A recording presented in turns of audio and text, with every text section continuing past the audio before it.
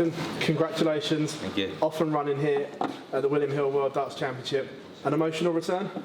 Very. It's only in tears then, to be fair.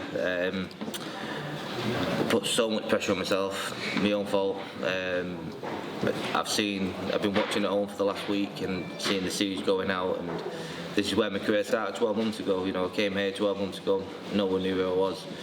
Obviously since then, people do, and I've won a major since. So I came here and I knew I had a really, really tough game with Danny Baggish, and I just wanted to win so much. And the first set, I think, shown how nervous I was. It was shocking, to be fair.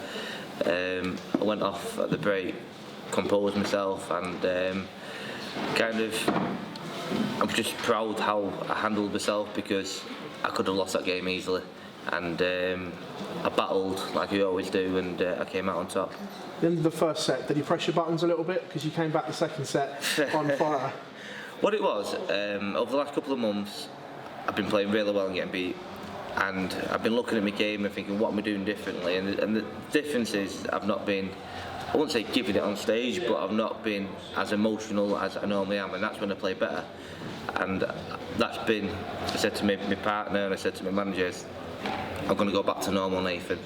And he started it, to be fair. He hit a 180 and he gave it large, and I thought, okay then, fair enough. And to be fair, that helped me, got the adrenaline pumping, and there was, even though we were both giving it some, there was a lot of respect still on stage. He's a great player, and if I was hitting a good score, he was fist pumping me, I was doing the same. So it was a great game. There was emotion on there, but I think we both needed it, to be fair. Did you watch his first round game? Yeah, because he played Andy Bolton, who's my best mate. So as much as I really wanted Andy to win, I didn't want to play my best mate in the World Championships. So I did watch it, and I thought it was a great game. It was kind of like that, to be fair. It was up and down, and he did play well, but I knew he had more than that, and he showed that tonight. A year ago, if we'd have been sat here saying 12 months on you've done what you've done, would you have believed it? No. No, I don't lie, I wouldn't have, and I've said it recently in interviews.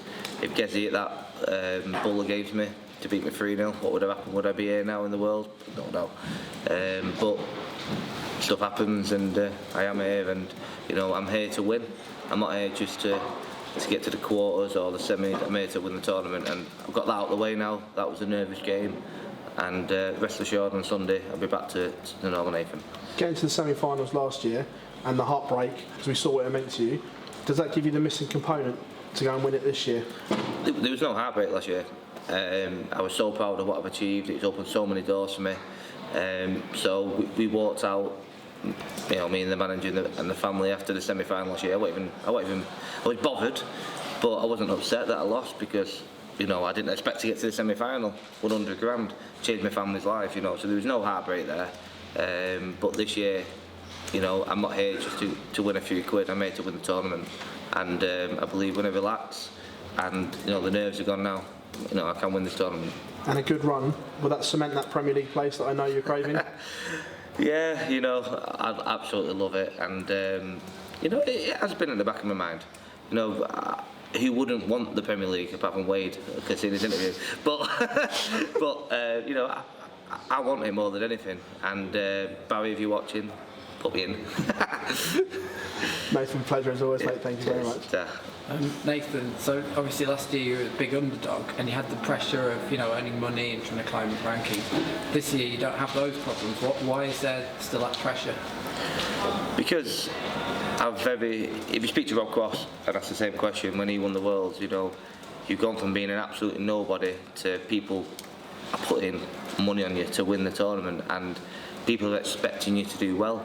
Whereas last year, no one even cared if I won or lost, and people are putting money on me to win, and that you see it on social media, and you want to go deep in tournament, because obviously you're playing for stuff like the Premier League or the World Series and stuff like that. So there is more added pressure, and obviously you had a semi-final last year.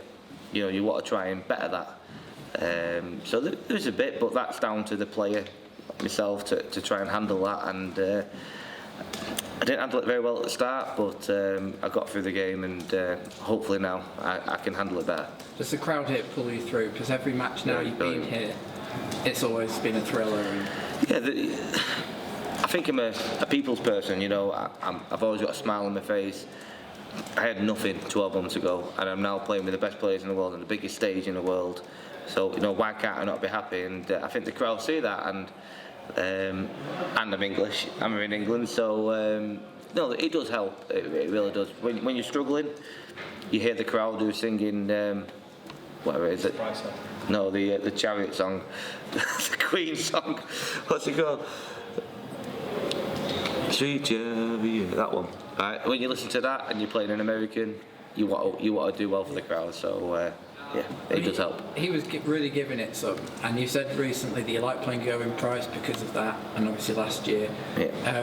When you probably don't plot a route to the final, but do you want to play those kind of players?